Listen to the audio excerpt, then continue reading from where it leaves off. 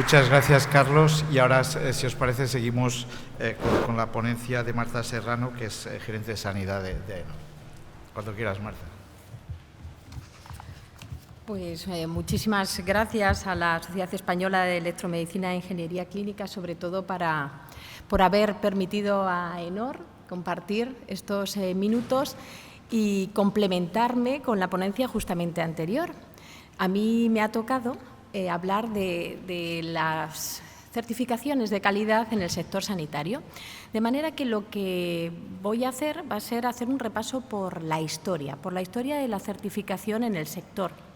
Después abundaremos un poco por también la historia de la 13485, la ISO de producto sanitario que seguro que está en la cabeza de todos ustedes y que la conocen, para terminar con una serie de conclusiones sobre lo que, desde luego, viniendo de AENOR, tiene que ser los beneficios de implantar un sistema de gestión de la calidad de, en este caso, los productos sanitarios. Y empezando ya, porque el tiempo nos come. Ay, a ver, ahora. Pues vamos a empezar por el principio. No habría certificación si no hubiera norma. De manera que, y no sé si ustedes lo conocen, pero hay una definición legal de norma. Y es una definición que contiene una enorme fuerza. Bueno, en primer lugar, es una especificación técnica fuera de toda duda, ¿no?, de aplicación repetitiva o continuada, pero no es obligatoria. Y lo que quiere decir, o lo que traduce esto en las organizaciones que la implantan y que la certifican, es que realmente están comprometidos con la mejora de la calidad.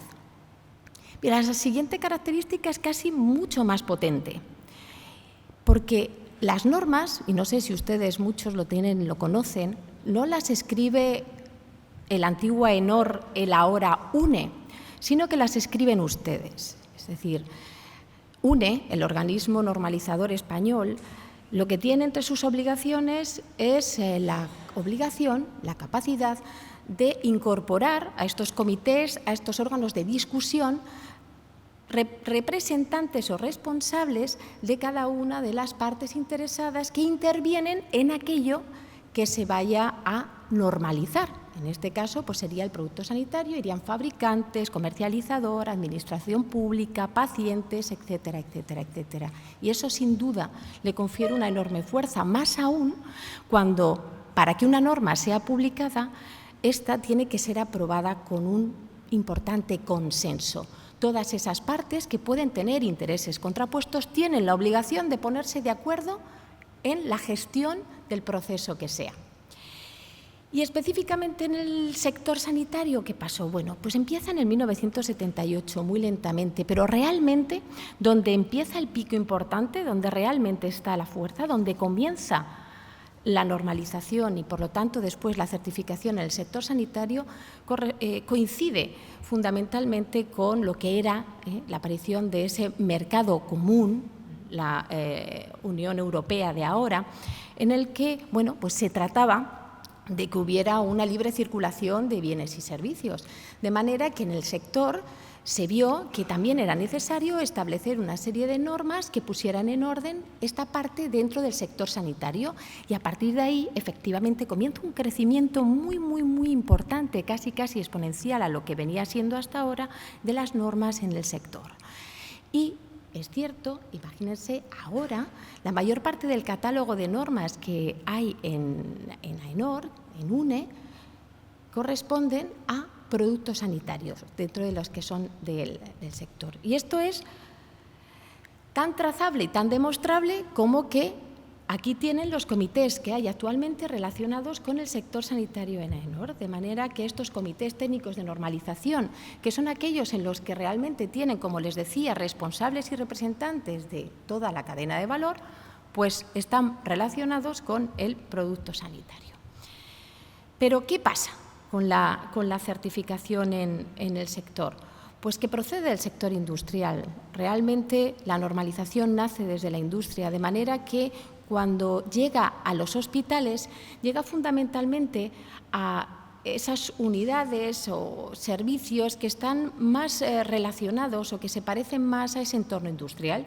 De manera que los primeros certificados, y estos son datos de AENOR que tenemos, pues están en los servicios de mantenimiento, de suministro, etcétera, donde realmente el paciente, dentro del entorno en el que uno piensa cuando piensa en un hospital, no está, el paciente no existe. Progresivamente, sí que es cierto que en las certificaciones, en los certificados que emite AENOR, ya sí que aparecen otras unidades o servicios, digamos, más asistenciales. En principio, el paciente, digamos, que está de paso, como puede ser, por ejemplo, el laboratorio o la farmacia, en algunos casos, si hablamos de farmacia hospitalaria, o como, por ejemplo, ya después de un determinado tiempo, ya actualmente nosotros tenemos certificados de organizaciones sanitarias en toda su cartera de servicios, es decir, las certificaciones de los sistemas de gestión de la calidad están ya incluidos dentro de los procesos asistenciales,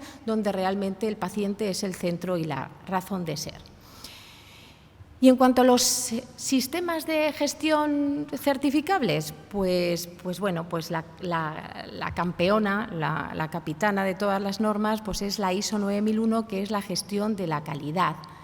Pero también, y aunque sigue ganando por goleada, pero también hay que decir que durante este tiempo, desde los primeros certificados hasta el momento actual, pues nos encontramos con que realmente las organizaciones sanitarias han sufrido también una serie de transformaciones en cuanto a su gestión. También es cierto que se han ido incluyendo también los profesionales sanitarios, que son los que tienen que tirar quizás de esta voluntariedad y creer realmente en la gestión según las normas que dan las certificaciones. Y, bueno, pues en este convencimiento, en este cambio en las organizaciones que comienzan a tener una visión mucho más transversal, pues comienzan también a aparecer certificaciones en seguridad de la información, a nivel, por supuesto, de medio ambiente, que es la segunda, en la que, bueno, pues es un hospital, se pueden imaginar, es un generador de residuos de todo tipo, y entonces la implicación del hospital con la gestión del medio ambiente, con la seguridad de la información, con la seguridad alimentaria, ya que tenemos personas que están enfermas, no vayamos a intoxicarlas y a ponerles peor. Pero también la 9001 ha sufrido un cambio, y esto quizás también ha coincidido con esa aparición de las certificaciones en el sector de la sanidad. La 9001, la ISO 9001, nace en sus primeras versiones, como ustedes ven ahí, con un sentido de control de la calidad. Y, sin embargo, progresivamente y ya en su versión del 2000, nace con el principio de la gestión de la calidad. Y en la reciente, ya no tanto quizás, revisión, la última de la 9001, nos da una oportunidad muy buena a todos los que trabajamos en el sector sanitario de trabajar con ella dentro, aunque sea, digamos, una norma, vamos a llamarlo así, generalista. Es decir, la ISO 9001 es una norma que puede aplicar a todo tipo y tamaño de organización, ya sea del sector sanitario o no. Quizás eso también fue lo que retrasó en un momento determinado la aplicación en el sector sanitario. No se veía. Esa era quizás un poco el debate que se planteaban muchos de mis compañeros, ¿no?, del sector sanitario. Paciente, cliente, tenía un enfoque distinto. Miren, estamos en una revisión en la que hay 3 puntos clave que yo creo que hacen que esta norma ya podamos decir que también interviene dentro del entorno de la sanidad. Y es porque lo que te permite es interactuar, es una norma que dentro de los requisitos hace un análisis de contexto, es una norma integradora en la que realmente ya va a ser muy difícil que no seamos capaces de ver nuestro proceso, sea el que sea, en la actividad sanitaria, sin tener en cuenta que interactuamos con el laboratorio o con el servicio de radiodiagnóstico. Pero si esto realmente es mucho y muy importante, también está ese análisis que nos hace la norma, que pensemos en nuestras partes interesadas, internas y externas. Y evidentemente, si alguno del sector sanitario tenía alguna duda y decía, pues es que yo no veo al paciente, pues el paciente es el centro y razón de ser de la organización. Y si me permiten, también hay otra parte fantástica, que es esta gestión de riesgos y oportunidades. Una gestión del riesgo que parte sobre todo un espíritu de proactividad muy vinculado a lo que se acaba de decir, es decir, voy a analizar realmente qué daño puedo hacer o qué proyecto voy a tener, no si con un producto determinado, con un activo implantable, con el que sea. Entonces, nace con un análisis de riesgos. Y si de una u otra manera, y ya quizás analizando un poco más con lo que ustedes vienen sobre todo a tratar aquí, que es el tema del producto sanitario en toda su extensión y ya no tanto en la parte asistencial, me van a permitir que haga un pequeño paréntesis en el que en esta norma, que es una norma española, que además Xavier Canals estuvo trabajando, esta es la norma que nos unió. Entonces, en esta norma, que es gestión de riesgos para la seguridad del paciente, una norma española, ya se tenía en cuenta la importancia, como ustedes ven ahí, en la identificación de los riesgos para el paciente, de las instalaciones, de los equipos, de los materiales y de las tecnologías sanitarias. Fundamental, básico, una reflexión que en todo proceso dentro de una organización sanitaria se debe y se tiene que hacer. Y ya les digo, en una humilde norma española que no es ISO, se tiene, pero que ahora la 9000, que sí que es internacional, incorpora esta gestión de los riesgos y debe tenerse en cuenta, desde luego, este factor, y más aún si hablamos de un proceso del entorno asistencial. Sectorizando los datos, según el informe de ISO Survey, nos encontramos aquí todavía el sector de la sanidad en el ámbito de la certificación, pues está evidentemente un poquito más retrasado en número de certificados que los que pueden encontrarse en otros sectores industriales, pero es lógico y razonable, llevan mucho más años y son sectores generalmente más mayores, más amplios, tienen mucha más demanda. Hasta aquí lo que sería la historia, digamos, de la certificación, si quieren, pues desde un punto de vista más de proceso asistencial, más desde el punto de vista del hospital en su proceso, ¿vale? Pero también forman parte del sector sanitario y por eso también estoy aquí y soy la responsable también de esta norma. Está la gestión de la calidad dentro de los productos sanitarios.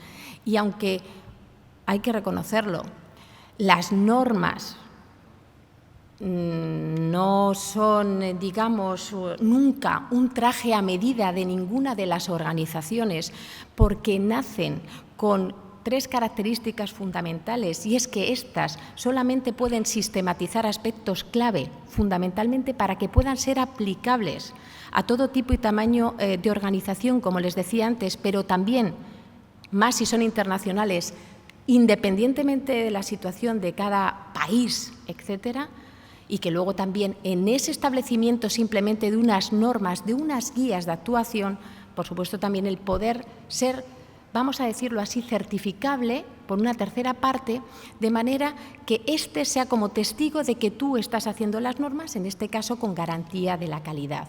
Pero si les decía todo esto, y es porque efectivamente uno coge una norma, confía en el que si encima se llama producto sanitario me va a ayudar porque va a hablar mi idioma y a veces pues uno se lleva algunas sorpresas.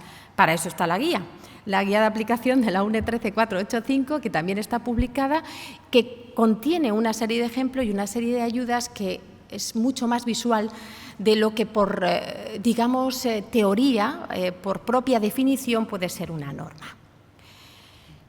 Vamos a pasar también por los datos de certificación de esta 13485, datos, como ven, a nivel mundial, brutal, el ascenso de la certificación de esta norma ISO 13485 de producto sanitario. Y, bueno, ya que les he hablado de la 9001, pues igual que la 13485 crece, pues parece que la 9001, vaya, no crece tanto. Aprovechemos, estamos de moda. Pero miren, en España estos son los datos también que publica ISO, y aquí les traigo la comparación de lo que son los datos a nivel mundial, como ven ahí, Europa y España. Bueno, pues España tiene unos modestos 378 certificados en el año 2016, pero también es cierto que, como ven ustedes, el ascenso es súper importante y es un ascenso realmente importante. Yo creo que también aunque no se ha realizado un análisis tan exhaustivo, muy probablemente también sea parte de ese compromiso de todos con la calidad y de esas exigencias que de una u otra manera tanto proveedores, etcétera, en el caso de producto sanitario pueden exigir.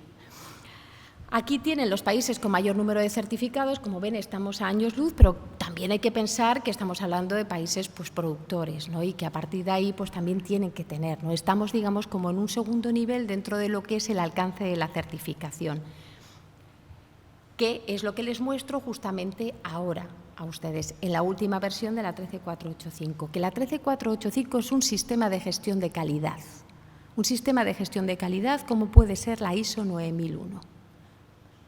Termino a tiempo.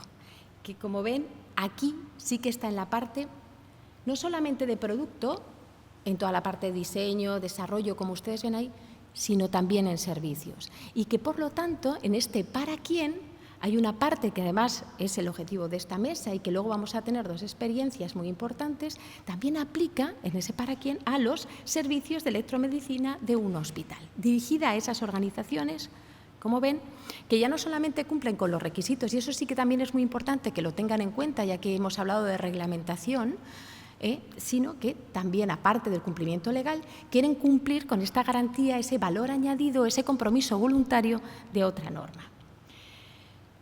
Todas tienen en común, son sistemas de gestión de la calidad, gestionan los riesgos en todas y favorecen el cumplimiento legal.